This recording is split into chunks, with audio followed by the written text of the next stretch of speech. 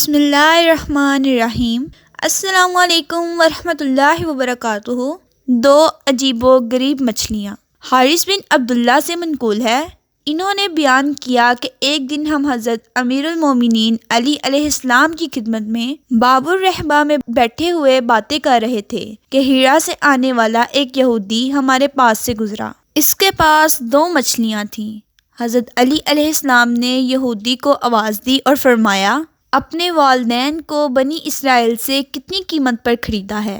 یہ سن کر یہودی بلند آواز سے چیخنا شروع کر دیا اور لوگوں سے کہنے لگا کہ تم لوگ علی ابن ابی طالب علیہ السلام کی بات کیوں نہیں سنتے، جو اس بات کا دعویٰ کرتا ہے کہ وہ علم غیب جانتا ہے اور مجھے کہتا ہے میں اپنے باپ اور ماں کو بنی اسرائیل سے خریدا ہے۔ اس بات پر بہت سے لوگ جمع ہو گئے جنہوں نے امیر المومنین علیہ السلام اور یہودی کی بات کو سنا۔ راوی کا بیان ہے کہ میں حضرت امیر المومنین علیہ السلام کی طرف دیکھ رہا تھا۔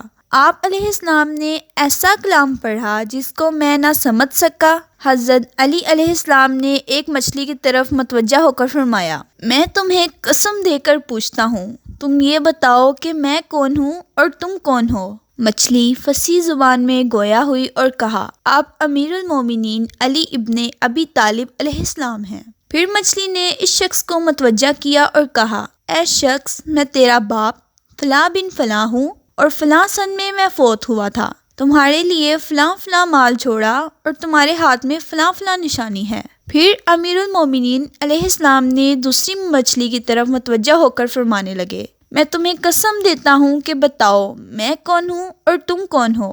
مچھلی فصیح زبان میں کہنے لگی، آپ امیر المومنین علیہ السلام ہیں۔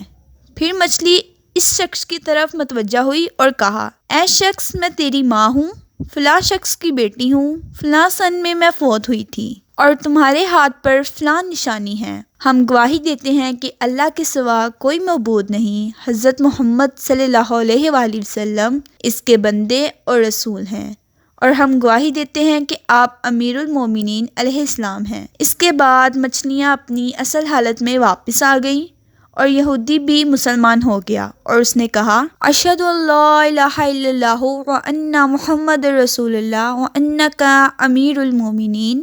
اس کے بعد لوگ واپس چلے گئے اور ان کے دلوں میں امیر المومنین علی علیہ السلام کی معرفت و محبت زیادہ ہو گئی۔ کتاب عیون المعجزات، شیخ حسین بن وہاب، صفحہ نمبر 36 تا 39۔